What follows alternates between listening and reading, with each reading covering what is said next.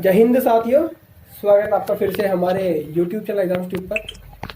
तो जैसा कि आपने थंबनेल देखा होगा, मैं आपको बता दूं कि जो वेटिंग लिस्ट है वो आएगी। वो किस लिए आएगी, मैं उसका आपको स्टैंडिंग ऑर्डर पढ़ाऊंगा क्यों आएगी। तो उससे पहले मैं NCRP वाले बच्चे और कोर्ट केस में जो फंसे हुए बच्चे हैं उनको बता दूं कि अगर आप लोग सही हैं और आपका गलती से नाम आया हुआ है उसके अंदर, तो आप पे कार्रवाई होगी, जो आप जिसने मेंशन नहीं किया था। लेकिन अगर ठीक है तो जो आपका डेटा है वो ठीक होके आपका काम ठीक हो जाएगा। लेकिन आप अपना अभियान जो भी आप चला रहे हो चलाते रहे शांतिपूर्वक, ठीक है।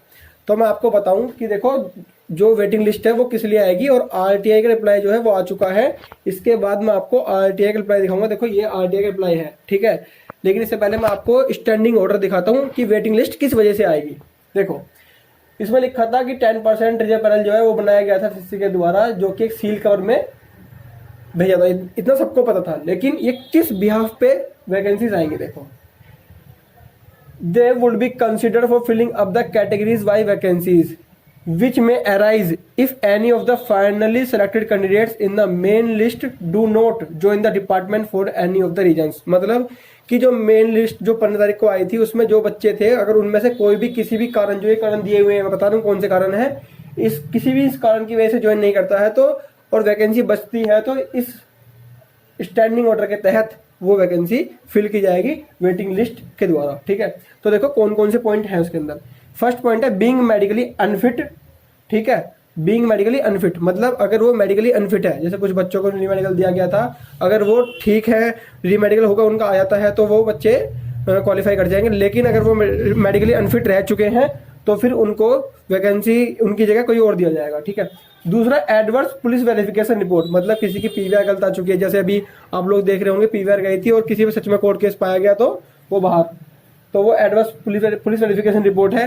तीसरा otherwise not willing to join the department. तीसरा पॉइंट है otherwise not willing to join the department. कुछ ऐसे होते हैं जो फॉर्म तो भर दिया, ठीक है, सिलेक्शन भी हमारा हो गया, दौड़ मारी है, लेकिन अब हम ज्वाइन नहीं करना चाहते, नहीं कर रहे, ठीक है। तो ऐसे भी होते हैं, उनकी वजह से। चौथा है not found eligible for appointment.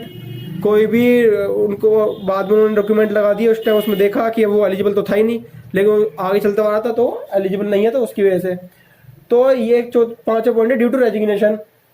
पूरी साल के अंदर किसी ने रिजाइन कर दिया, किसी भी कर्मचारी की डेथ हो जाती है, ठीक है, लिखा with 1 year of joining of the post, ठीक है, डेथ, ठीक है। और these candidate will have no claim, वो बाद की बात है, लेकिन लिखा है 2 साल तक या फिर अदर आगे जो रिक्रूटमेंट आएगा उस तक, तो हमारे जनवरी तक जो आएगा उससे पहले पहले आपकी वेटिंग डालते हैं ये लोग, कि अगर वो पूरी साल के अंदर वो रिजाइन देता है तो देखो RTI का अप्लाई क्या आया था।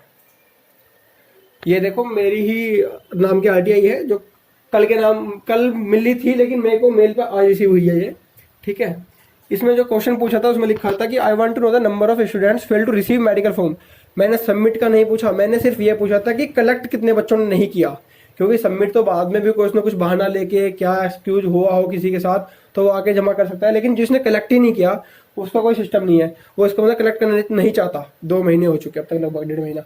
Till date a total of 64 candidates, मतलब 64 बच्चे ऐसे हैं जिन्होंने मेडिकल फॉर्म कलेक्ट ही नहीं किया था, है ना, जिसमें कि 43 मेल है और 21 फीमेल है। तो देखो ये स्टैंडिंग ऑर्डर का एक पॉइंट बनता है कि not willing to join the department, मतलब वो डिपार्टमेंट ज्वाइन करना नहीं चाहते। अगर वो मेडिकल फॉर्म लेने नहीं जा रहे हैं तो इसका मतलब वो ज्वाइन करना नहीं चाहते। तो ये एक पॉइंट ऐसा है जिसके बिहाफ पे वेटिंग आएगी। 64 बच्चे तो ये हो चुके हैं। कुछ दूसरी जो NCRB में अगर रियल बच्चे जो बच जाते हैं वो बचेंगे, जो फेक होंगे वो बाहर जाएंगे।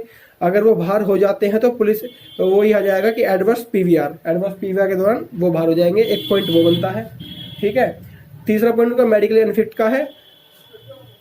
सेकंड पॉइंट मैंने पूछा इस 10% waiting list receive by Delhi police.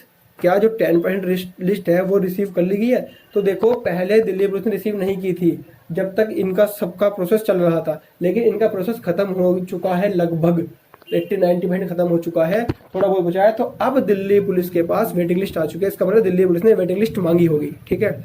अगर आपको स्टैंडिंग ऑर्डर का नोटिफिकेशन जो पूरी PDF वो चाहिए तो आप लोग मेरे टेलीग्राम चैनल से जुड़ जाए, मैं लिंक जो है डिस्क्रिप्शन में डाल दूंगा, ठीक है। और ये तो आप लोग देख ही पा रहे हैं, इसको एक बार जूम करके दिखा दो, ये दोनों पॉइंट्स, ठीक है, जूम आउट कर दो।